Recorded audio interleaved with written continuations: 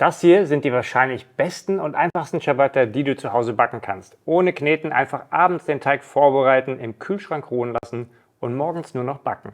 Und das Ergebnis sind diese herrlich duftenden, knusprigen Ciabatta.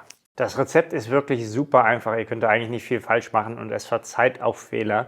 Ich mache den Teig meistens abends und dadurch, dass er in den Kühlschrank geht, seid ihr sehr viel flexibler. Ihr könnt ihn dann morgens backen, 8 bis 10 Stunden, Kühlschrankgare reichen aus. Oder ihr könnt ihn aber auch abends backen, bis zu 24 Stunden ist hier kein Problem. Ich mache den Teig hier direkt in so einer rechteckigen Wanne, denn dann habe ich auch gleich die Form, die ich nachher für meine Ciabatta haben will. Zuerst gebe ich mein Wasser rein. Das sind 370 Gramm kaltes Wasser. Das Rezept findet ihr aber auch wie immer in der Beschreibung. Dann 10 Gramm Salz, 5 Gramm frische Hefe. Die könnt ihr einfach reinbröseln. Und ich gebe hier noch einen Teelöffel Honig dazu.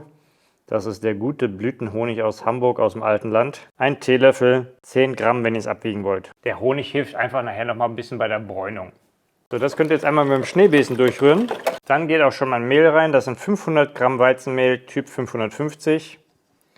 Auch ein Dinkelmehl, Typ 630 würde funktionieren.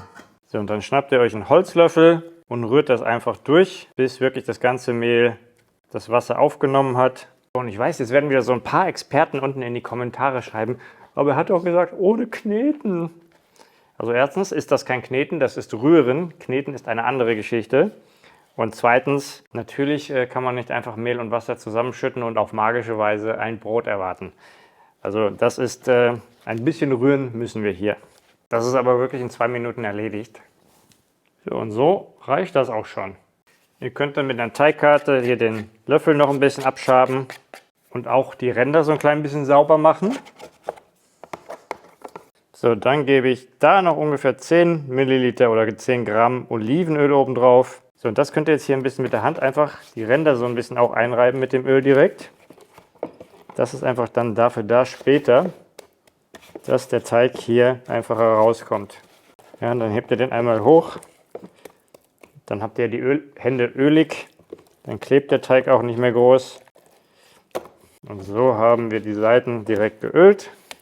Der Teig wird jetzt abgedeckt und dann bleibt er erstmal 1,5 Stunden bei Zimmertemperatur stehen. Während der Zeit werden wir ihn alle 30 Minuten dehnen und falten. Das erste Dehnen und Falten, die Hände ein bisschen feucht machen mit kaltem Wasser. Dann klebt der Teig nämlich nicht so. Und dann einfach an einer Seite drunter gehen, Teig hochziehen. Dehnen und falten. Weil hier den Teig wichtig ist, dass ihr den wirklich ein bisschen lang zieht. Er sollte nicht reißen, aber ein bisschen dehnen müsst ihr ihn. Und das machen wir einmal rundherum auf jeder Seite und genau dadurch entwickelt sich dann das Gluten und der Teig wird schön elastisch. Und das Wasser, das schmeißen wir dann einmal kurz um. So, das passiert, wenn man den Fokus nicht behält. So, dann geht der Deckel wieder drauf und in einer halben Stunde geht es weiter. So, dann kommt das zweite Dehnen und Falten. Hier mache ich jetzt ein bisschen eine andere Technik. Das nennt sich Coil Fold. Und zwar greife ich in der Mitte unter den Teig, hebe den hoch und falte es übereinander. Dann einmal drehen, das gleiche hier. Ja, so bekommen wir hier ein schönes Päckchen. Auch das machen wir von beiden Seiten. Einfach in der Mitte halten, sodass wir ihn ineinander falten können. So, und so reicht das auch schon. Dann falten wir den Teig ein letztes Mal. Jetzt sieht man schon, der ist richtig schön elastisch. Und dann geht der über Nacht abgedeckt in den Kühlschrank.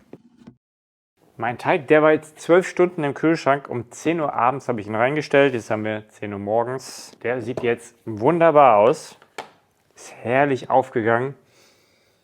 Und duftet richtig gut. Ich gebe jetzt hier oben noch ein bisschen Weizenmehl drauf. Und auf die Arbeitsfläche ebenfalls, nicht zu knapp, damit uns der Teig nicht anklebt. Ihr könnt die Seiten so ein klein bisschen locker machen mit der Teigkarte. Dann flutscht er leichter raus. So, und jetzt drehen wir ihn um. So wie man sieht, gleitet der hier ganz von alleine raus. Und wir wollen den jetzt auch nicht viel bearbeiten, damit die Luft da schön drin bleibt. Ich bringe ihn jetzt ein klein bisschen nur in Form. Ich gebe jetzt hier nochmal eine gute Ladung Mehl oben drauf. Und jetzt teilen wir den mit dem Teigschaber grob in der Mitte. dass wir einfach zwei schön geformte Ciabatta bekommen. So, ihr könnt hierfür, wenn ihr zu Hause habt, auch Semola verwenden. Das Hartweizengrieß, perfekt auch zum Pizzabacken. Der eignet sich eigentlich fast noch besser, denn er klebt nicht so sehr wie Mehl und er gibt eine schöne Kruste. Aber ich nehme auch mal das, was ich da habe und deswegen ist es in dem Fall Mehl. So, die geben wir jetzt auf ein Blech. Die einfachste Variante ist, ihr gebt das einfach auf ein Backpapier. Ich möchte jetzt mal testen, ob es auch ohne Backpapier klappt, weil manche da immer Bedenken haben. Und deswegen habe ich dieses Blech eine Seite ein bisschen eingeölt. Und dann müsst ihr die einfach vorsichtig rüberheben. Ja, dabei schiebt ihr die so ein bisschen zusammen. So, und dann könnt ihr es entweder mit der Karte hier anheben, dann so ein bisschen zusammenschieben, auf die Hand rauf. Und dann zieht ihr es hier auf dem Blech wieder ein klein bisschen lang. Und dann ist das wunderbar. Die ganz großen Blasen, die würde ich einmal platt machen. Und es gibt nachher so unschöne braune Stellen. So, und so sieht das schon sehr gut aus, finde ich. So, die decke ich mir jetzt nochmal ab mit einem sauberen Geschirrtuch oder Leinentuch und lasse die nochmal eine halbe Stunde gehen. Ihr könnt an der Stelle den Backofen vorheizen, Ober-Unterhitze 250 Grad. Ich backe sie in dem Fall mit ein bisschen Dampf, das heißt, ich stelle unten eine Metallschale rein, wo nachher ein bisschen Wasser reinkommt. Es funktioniert aber auch gut ohne, wenn ihr den Schritt überspringen wollt. So eine halbe Stunde ist um, die marschieren jetzt in den Ofen.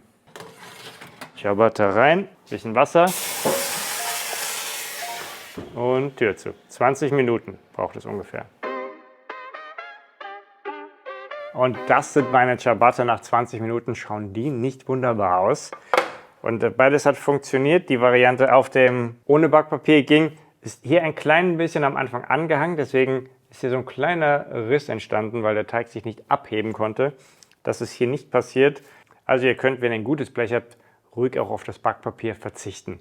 So, die lassen wir jetzt erstmal ein bisschen abkühlen, bevor wir uns dann das Innenleben anschauen. So, dann schauen wir uns das mal an.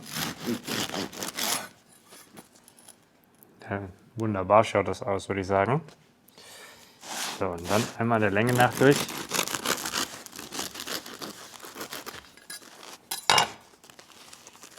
Herrlich. Wie ihr sehen könnt, habe ich es nicht ganz auskühlen lassen, das dampft noch. Jetzt wird es Zeit, das leckere Brot zu probieren. Am besten geht es natürlich mit ein bisschen Olivenöl und wer möchte, Balsamicoessig. Und wenn ihr sagt, ich möchte diese Löcher noch ein bisschen größer haben, dann lasst den Teig einfach noch länger im Kühlschrank gehen. Also bis zu 24 Stunden ist kein Problem. Die Poren werden dadurch größer. Je länger ihr ihn im Kühlschrank lasst, umso löchriger wird das im Prinzip.